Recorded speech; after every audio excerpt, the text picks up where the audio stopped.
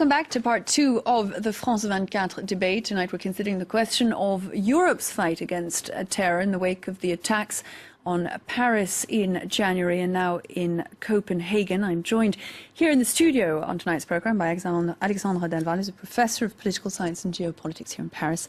Also by Michael Kirtley, who's a producer of the World Memory Film Project. Thank you very much for being with us. And we're joined tonight down the line by Ricardo Baretzky, who's the president of the European Centre for Information Policy and Security, and by Skype from the United States by John Bowen, who's a professor and author of a number of books on the question of Muslims in Europe and Europe's attitude towards Islam. We've been discussing those attacks in Copenhagen, but also the attacks, the desecration here in France of a Jewish cemetery over the course of the weekend. Once again, Manuel Valls has been speaking to France about the problem.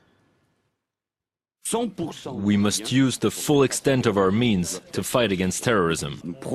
We will extend these means for as long as necessary. We must get used to it as much as possible. Get used to this terrorist threat, which mostly comes from international and barbaric organizations, such as the Islamic State organization or Al-Qaeda, but also from radicalized individuals who live on our soil, who are French, and who at any time can turn their weapons against us. John Bowen, we've listened there to the French Prime Minister. Of course, France still very much in shock over what happened a month ago, and the message seems to be very clear. Two types of dangers he seemed to outline there: those who've been radicalized from abroad and those who, homegrown here in France, have been inspired by what goes on abroad. But either way, the French had just better get used to the threat. Is that a question? What do you make of what he had to say? Is it something France should simply get used to? Is that right? No, I don't think he's saying this is the status quo for the foreseeable future. He's saying this isn't a one-off event. We can expect more of these. And indeed, as you know very well, there was an expectation all last year that there would be something like what finally happened in January. But this line between people radicalized overseas and people radicalized at home isn't so clear. Of course, the internet cuts across that boundary, and the topics are all blurred. So what we know from some very good reporting in France about individual attempts to radicalize people, recruit them to jihad, many of whom then go to Syria, they go to Iraq, they find out it's not so glorious, it's not just like a video game, they come back and then they're interviewed, is that they're caught up in two kinds of appeals. One is to have a more exciting life, and the other really is the message of come and join your brothers and sisters, because back in France you're not treated well, you're not respected. So there's two parts of the message. It's both come and join us. We can provide you with a group. You do belong to us, and that in France you don't belong. I mentioned the prisons a while ago. That's one of the attractions for people who find themselves in prisons without anyone to protect them, without a group, is to be offered one by somebody who's a radical recruiter. Now, France has long experience with two things. If I can shift the topic just slightly, it has long experience with dealing with terrorism at home. This goes back at least to the 90s, but of course also back to the Algerian War. So there's a relatively long experience with dealing with these problems, and the French judiciary has perfected, maybe not enough, maybe it needs to be ramped up, ways of investigating terrorism on French soil, including monitoring imams, Friday prayer, etc. This has been going on for decades. But France has another tradition which it shouldn't forget. This is a time to sort of step back and say, what is our national community that's going to include Muslims, Jews, Catholics, Protestants, and people who have no religion whatsoever? And France has a long history of saying, we, the state, have a responsibility to make sure that all of those members of the community are welcome and are free and have the means to practice their religion. So there's a very positive sense of a state engagement, which I think Valls would be well advised to follow with, saying, yes, Jews, Muslims, you're welcome here. And if you have issues regarding your ability to freely practice your religion here, come and talk to us. I'd like to put both those strands to the other guest. First of all, Alexandre, the restatement of what French values are. That's been very much at the heart of what the French government has been speaking about since the attacks. It's not an empty shell. It's not an absence of values in the face of stronger values. It's something that freedom of speech, tolerance for all religions, secularism of the state, the French believe in strongly and need to be much bolder in speaking about than they have been so far? Values are a key word, absolutely a key word. And for us, it was horrible, this January attack against Charlie Hebdo, because our system was obliged to accept that it has been defeated, partly defeated, because normally we are the country who is able to integrate anybody, because it's the country of freedom, of international rights, human rights, and normally we can integrate any races, any religion, since the encyclopedia and the Enlightenment. It's our national value. And why we cannot integrate some people, and why it's less easy than some others? Not because there is something worse in some religions or some ethnies. It's just because we stopped believing in those values. And it's why he believes, really, Mr. Valls, he says that we must rebuild our national integration process that has been weakened, not by the others, but because we did not believe enough in it. If we really want to spread our values, we can do it. But if we want to spread our values, and if we don't want to face enemies that have share the same nationality, the same passport, we must absolutely fight also against those who inside of our nation are spreading hatred ideology. And I can give you an example. Mr. Kardawi, which is one of the leaders of Muslim Brotherhood movement in Europe, he can openly come in France, in England, in all European countries, and he can say that it's legal to kill Jews anywhere.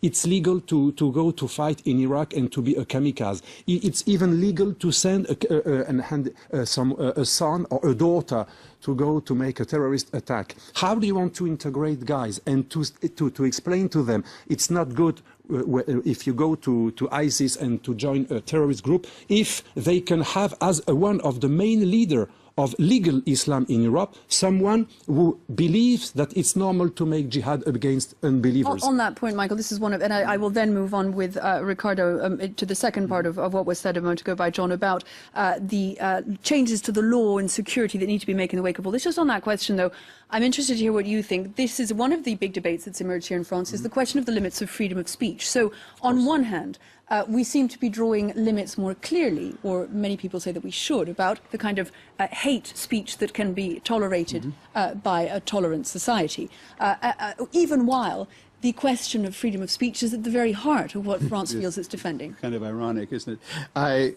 I think that there's a fallacy.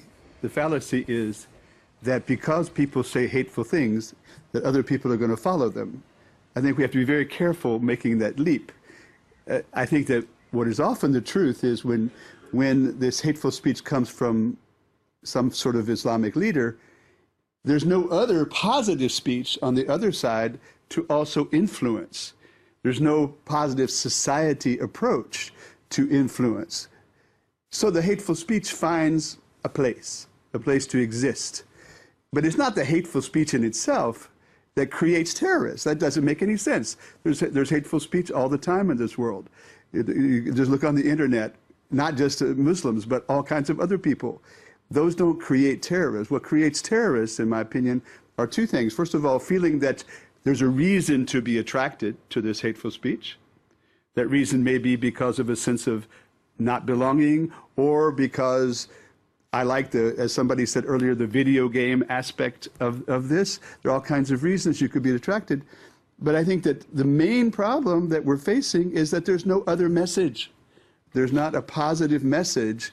And it's not just coming from France. I mean, that's the problem, is that we can solve that, perhaps that issue in dealing with France. And maybe France could become a model for finding this other way of speaking or other way of communicating. It certainly seems to have been part of what seems to be a two-pronged attack or response on the part of the French government, Ricardo. The other part are changes to the law, discussions about changes to the law that need to be made in the wake of these attacks, how Europe needs to take on the threat of potential terrorist acts. without going too far in the direction against the very values that Europe stands for, which is not going too far against basic human rights and respect for the privacy of people who live in Europe and their ability to go about their business without being watched by the police all the time. It is a very difficult balance to strike, and one that European leaders are struggling with. Yeah, I think if I can answer like this. Making new laws is not necessarily the solution, right? What we have to understand is we do not want to create a position where the perception in the public is that, well, we live in a policing state. You know, making security doesn't necessarily make people feel safe. So it's a twofold or double sword, you know, with two edges. We have to see the public's view, and public has to feel comfortable that they can trust law enforcement. Now, there's a very thin line between making that happen and bringing in more stronger presence. Now, in another side, a stronger legislation, a stronger presence of police force could make some people feel comfortable and say, well, we live to the European dream of security. You know, but at the same time, the balance is very, very thin. And the lawmakers, a lot of these lawmakers, we find, don't really understand the problems of security and have never had experience on the ground security. Now, you know, and the intelligence forces across Europe will say very confidently that there's a big disconnection between what lawmakers should be doing and what is really happening in the field. And I think this is a very important issue to understand and to address in the future prior to making any laws or making the public more uneasy or uncomfortable of what they're feeling. They should at all times feel safe. And that is the most important part of civil protection. And so far, France has done very good in that. But there's a very thin line in drawing attention to the other side. For example, what's happened in copycats. So we have to understand this, and there's a very complex structure that needs to be defined and understood. Well, even as we're listening to you, we're watching there the images coming to us from Copenhagen of people who have come out with their candles to mourn those who died in the attacks of Saturday and to speak out, as they did in Paris, in such huge numbers last month against terrorism. John, one of the things we've been discussing here tonight is, and the same question poses itself in Denmark, since we now know that we're talking about a young Danish man of Palestinian origin, we believe, perhaps disaffected second generation, as the ones who acted here in Paris. One of the questions that poses itself in France is whether the French model, which is one of assimilation as opposed to the multicultural one practiced in Britain, has actually failed young Muslims. Manuel Valls has been touching on it the last few weeks, talking about the apartheid that exists in France. These are things the French have not often talked about, precisely because there is this idea of the Republican value, of the fact that we do not look at questions of ethnicity and origin, because once you are a French citizen, these things are not considered at all. Is that something, do you think, that is proving to have been a mistake, or on the contrary, a strength to which France should cling? Well, the French political tradition, which values people coming from elsewhere in the world. After all, France is the country of immigration par excellence in Europe, with about a third of French people having at least one grandparent who was born elsewhere. That's a very strong tradition. France should be very proud of its tradition of integration of many different peoples who came with their backgrounds, their ethnic backgrounds, with their religions. They were free to practice them, and France did what it could to help them. So that's something to be very proud of. But turning a blind eye to difference is something else, because, of course, this notion that once you're a French citizen, of course, we're talking about people like the Kouachis who were born in France, as was the case with the Danish terrorists. The notion that once you're a citizen, then all difference melts away is foolish. Because, of course, racism, anti-Islamic prejudice, anti-Semitism, anti-Jewish prejudice, these things are rife in France as they are elsewhere in the world. It's not a specifically French problem. So looking these things in the face and saying, look, if you grow up in a certain banlieue, a certain poor outer city, or if you have an Arabic-sounding last name, your CV is likely to get a callback. Well, how do we deal with that? But we have to take whatever means are necessary to do it. And there have been some technical problems about what sort of information can be gathered, et cetera. But France has to say, if we're really going to integrate people, then let's start by making sure that there's equal access to jobs, that there's equal access to good schools. These are the fundamental issues, right? So that's on the issue of apartheid that the Prime Minister has been bringing up. This isn't to say that the people who are recruited to do these terrorist acts do so because they've never been to Paris, they're stuck out in the banlieue. No, these are often people who actually travel around a lot. They know a lot. They're savvy on the internet, but it's not because they're rooted in communities. This is the sort of multiculturalism myth.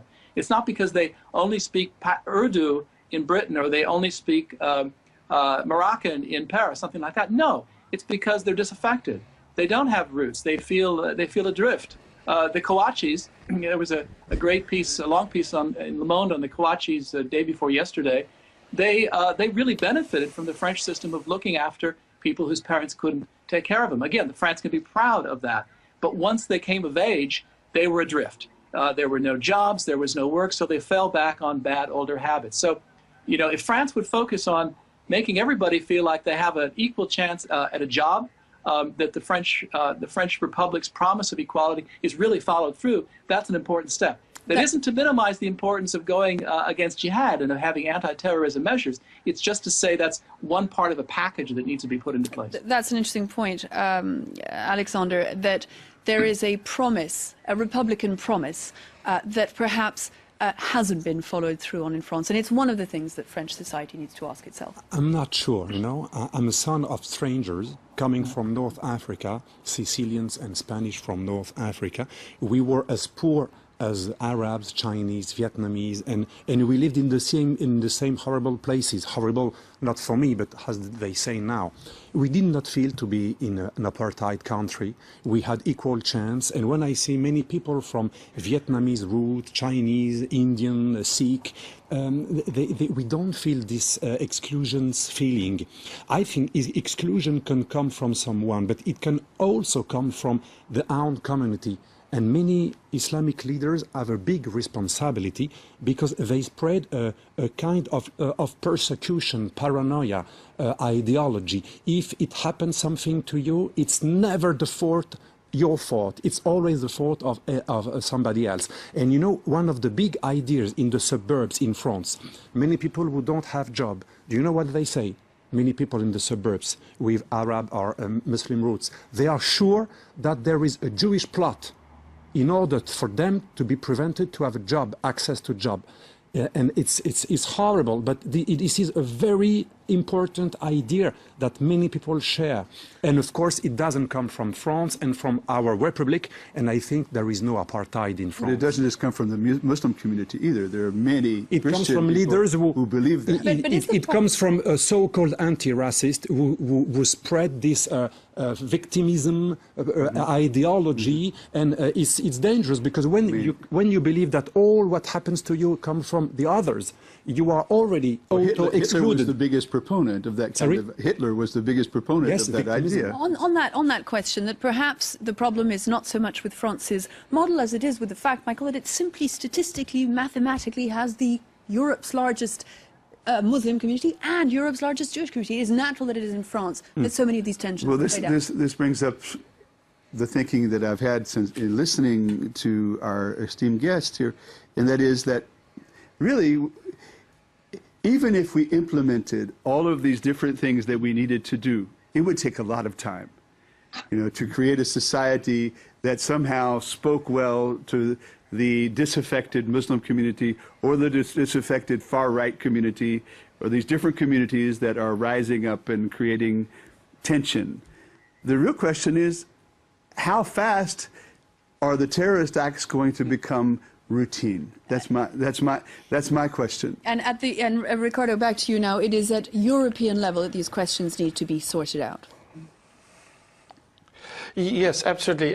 If I might say that we believe that what we are witnessing now is only the beginning and only the birth of many changes possibly to come. There's a lot of concerns about is security forces ready in Europe to deal with this? Are we going to go in a habit of saying, well, it's not our problem, we will let NATO deal with the problem for us? Are we going to increase budgets? And a lot of issues. But I think if I can focus on something specifically, which listening to all our guests pointed out, and this is something rather very important to pay attention to, is that we live in a crisis, and we live in a crisis of identity. Mm-hmm. And the danger what we have is when radicalist and terrorist organizations utilize that platform to further their goals. And they and ineffectively affect the state of affairs surrounding it. So you know, we think that there's a lot of changes necessary, but we have to find the correct solutions. Without the correct solutions, this is going to be a problem and it's going to get much bigger. We're going to take a quick break, and we're going to be hearing from James Creedon now with a look at all that's being said on social media about these issues.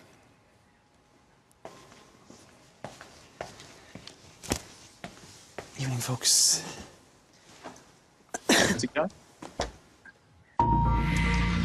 Leaving this on?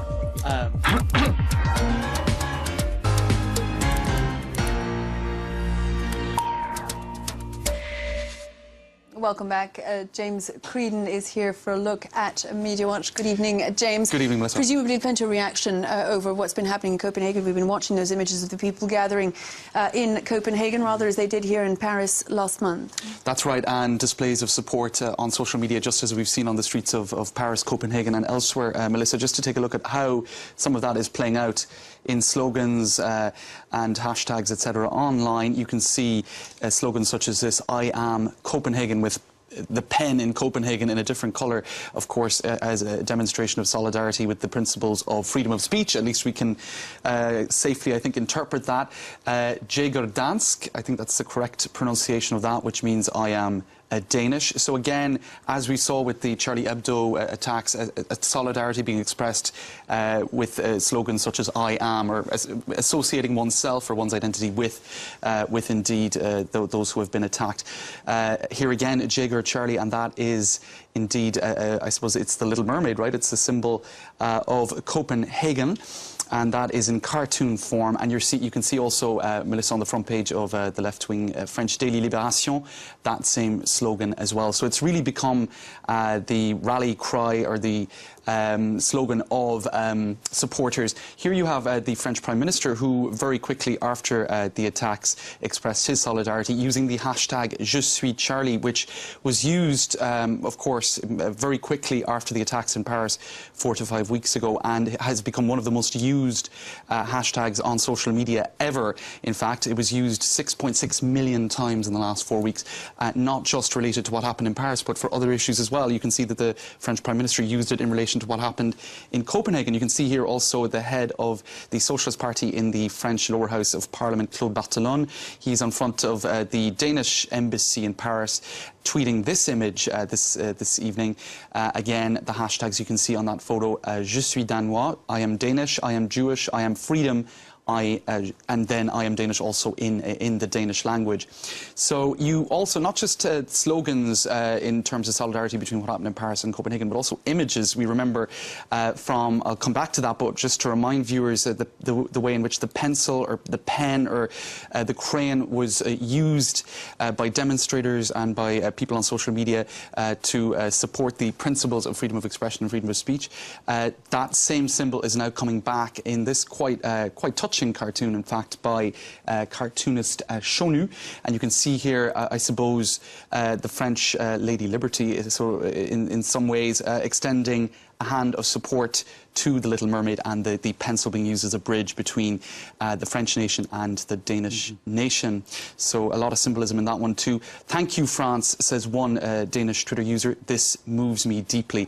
And indeed, that's actually in relation to the fact that je suis Danois, I am Danish, has been used very, very widely in the French language, in fact, that hashtag, but by people tweeting in English. So it has, the Je suis Charlie, the fact that it was a French slogan adopted internationally, that has been, I suppose, adopted by those who want to express solidarity in Copenhagen as well, with Copenhagen as well. James Creedon, thank you very much there. A look at what social media is making of events in Denmark. That brings us to the end of tonight's debate. Thank you very much to my guests, those who've joined us from the United States, those who've joined us from Brussels, and those who are with me in the studio tonight. In a couple of minutes, it'll be time for the latest news. To stay with us.